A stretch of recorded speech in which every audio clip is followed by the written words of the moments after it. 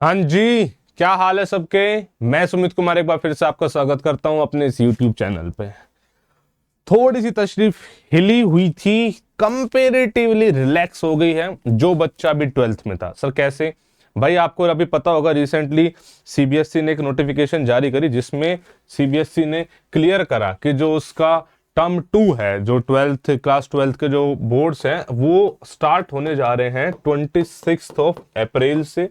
And जो अपना NDA है वो है 10 अप्रैल को। भाई साहब शुक्र है ये चीज फर्स्ट वीक ऑफ अप्रैल में नहीं हुई, अगर हो जाती यहाँ पे तो पूरा का पूरा एनडीए आपका मामला खत्म था। तो अब जब से कल से नोटिफिकेशन आई है, बच्चा रेगुलरली मुझसे पूछ रहा है कि सर आप मुझे एक पाथ बता दो मैं जो फॉलो करूं ताकि मेरी दोनों चीजें बैलेंस हो जाए। देखिए मैं इसको टोटल 3-4 पार्ट्स में चीजों को डिवाइड करूंगा, ध्यान से समझने की कोशिश करना।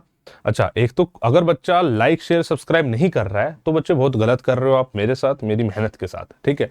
तो प्लीज वो आप जरूर कीजिए, ठीक है। इस पर आते हैं। Again these are my points. हो सकता है मैं यहाँ पे 10 चीजें बताऊं, आपको एक ही समझ में आए या 2 ही समझ में आए, 10 की 10 समझ में आए, आपको अपने अकॉर्डिंग जो लगे आप इसमें से वो ले लेना। दीज आर माई सजेशन और strategy according to my experience, ठीक है। तो सबसे पहले बात करते हैं बोर्ड्स की। बोर्ड्स में आप स्कूल के सब्जेक्ट में आप 2 पार्ट में डिवाइड कर लीजिए। एक आपका एनडीए का सिलेबस में जो चीजें कॉमन है, जैसे कि अगर आप पीसीएम स्टूडेंट हो तो फिजिक्स केमिस्ट्री मैथ आपकी कॉमन है जो एनडीए के सिलेबस और बोर्ड के सिलेबस में है। और एक non common subject. Non common subject कौन से होते हैं, जैसे कि फिजिकल एजुकेशन हो गया, जैसे कि कंप्यूटर साइंस हो गया, या कुछ और कोई सिलेबस कोई और जो होते हैं, इंग्लिश हो गया, ठीक है, ये वाली चीज। अगर आप इधर बात करें एनडीए में, तो एनडीए में आपको करने हैं कॉमन एंड नॉन कॉमन। मैं बताता हूं मतलब हर एक चीज का ध्यान से समझने की कोशिश। सबसे पहले इस पॉइंट पर आते हैं, जो physical education, computer science, English, मेरे अकॉर्डिंग अभी इस टाइम पीरियड में अप टू 10th अगर आप इस पे मिनिमम से मिनिमम ध्यान दोगे तब भी आपका काम चल जाएगा। बिकॉज जो 10 से 26 के बीच का टाइम है, जो 15 दिन आपके पास बचे हुए हैं, इन 15 दिन में आप इसको बहुत ही बेहतरीन तरीके से तैयार कर सकते हो और हो जाएगा। पॉसिबल है मिनिमम से मिनिमम टाइम इस दिन में, जो भी 50 डेज आपके एनडीए के बचे हुए हैं 10 अप्रैल तक, उस टाइम पीरियड में इस चीज पे आप कम ध्यान दो। एंड जो ये वाला टाइम पीरियड रहेगा इस चीज पे आपको ज्यादा ध्यान यहाँ पे दे देना। और चीजें मैनेजेबल है, मैं बता रहा हूं, मैं चीजें मैनेजेबल है, हो जाएंगी चीजें। मैं ये नहीं कह रहा बिल्कुल मत पढ़ो, मिनिमम से मिनिमम, मतलब आपकी प्रायोरिटी ऑर्डर में मेरे अकॉर्डिंग फिलहाल लास्ट पे होनी चाहिए मेरे अकॉर्डिंग। अब बात करते हैं क्या है जो आपके सब्जेक्ट कॉमन है। Physics chemistry mathematics class 12th का कॉमन है, 11th का थोड़ा ना कॉमन है। जो क्लास 12th का आपका जो कॉमन है बच्चे, आप उसमें क्या करो, आप तैयारी करो 100% दो अपना, जो आप बोर्ड्स को पढ़ रहे हो उसके लिए। इन सब्जेक्ट में फिजिक्स पढ़ रहे हो, बोर्ड्स के लिए जो पढ़ना है खतरनाक तरीके से पढ़ो। मैथ्स पढ़ रहे हो, बोर्ड्स के लिए जो पढ़ना है खतरनाक तरीके से पढ़ो। केमिस्ट्री जो पढ़ रहे हो, बोर्ड्स के लिए खतरनाक तरीके से पढ़ो। उसके अलावा अब आप क्लासेस अटेंड ना करके, मतलब मैथ की तो आपको देखो करनी पड़ जाएगी, मैथ का सिनेरियो थोड़ा सा अलग हो जाता है। फिजिक्स केमिस्ट्री में आप ऐसा अपना सकते हो कि आप क्लासेस अटेंड ना करके आप उसके एनडीए के नोट्स ले लो, आपका एक बेस बन जाएगा। बिकॉज आपने बोर्ड्स की अच्छी पढ़ाई कर रखी है, आपका एक बेस बना हुआ है। प्लस में आप क्या करो, किसी भी अच्छे एजुकेटर के, चाहे अभिषेक सर हो चाहे कोई और हो, आप उनके नोट्स रेफर कर लो।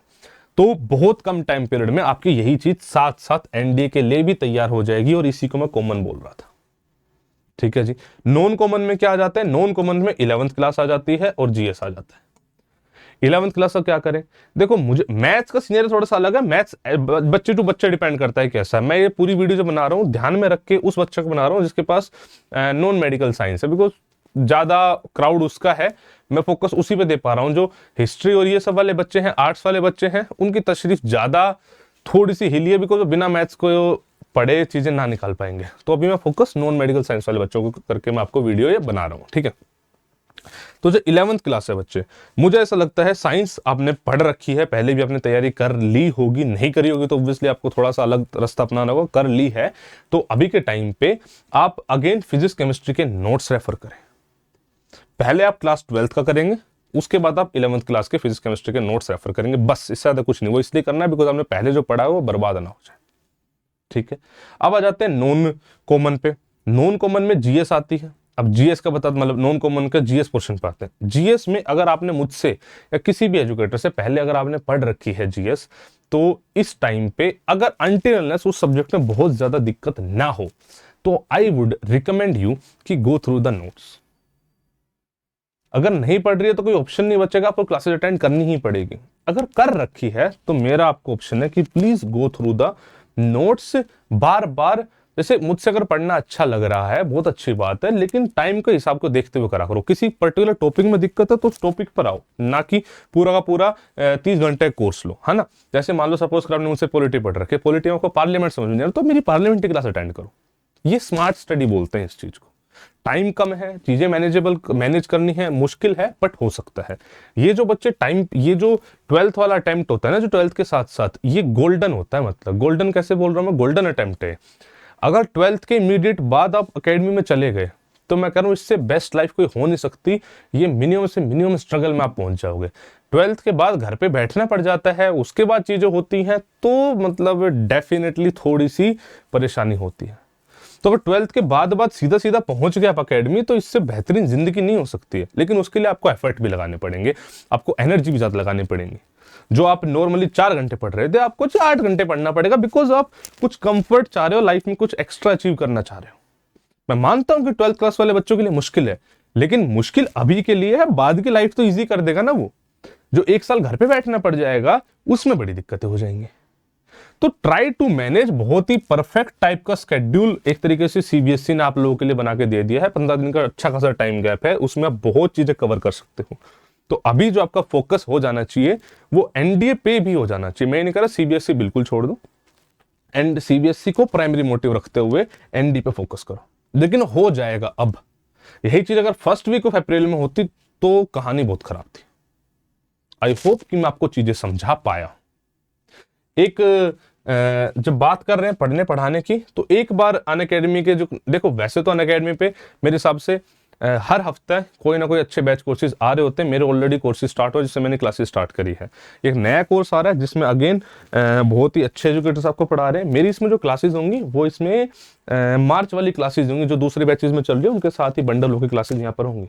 बट देखो अनअकैडमी का प्रोसेस क्या होता है कि टाइम टू टाइम, टाइम के हिसाब से देखते हुए, जैसे अभी भाई इतने दिन बच्चे हैं, बच्चे को क्या चाहिए उसके हिसाब से बैचेस लाते रहते हैं, और एक क्लासेस 2-3 बैचेस में भी चल जाती है। ठीक है, वो ठीक है। बट ओवरऑल एक नया बैच आ रहा है, Vijay Path NDA batch course, जिसमें these are the set of educators. अगर आप 11 फरवरी को बैच लॉन्च हो रहा है, अगर आप 11 फरवरी को इस बैच में एनरोल करते हैं बच्चे, तो आपको अगर 3 महीने का आप सब्सक्रिप्शन लेते हैं, 3 मंथ्स का लेते हैं, तो आपको 1 मंथ का एसएसबी का फ्री मिल जाएगा। इस बात को ध्यान में रख के बनाया हुआ है ये, कि अगर आप रिटर्न क्लियर करते हो तो एसएसबी के लिए भी तो जाओगे आप, तो 1 महीने का एसएसबी का फ्री दे रहे हैं।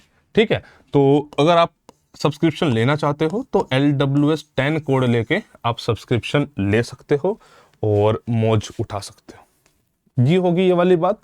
मेरे हिसाब से ये जो ओवरऑल स्ट्रेटेजी है आपको समझ में आई होगी।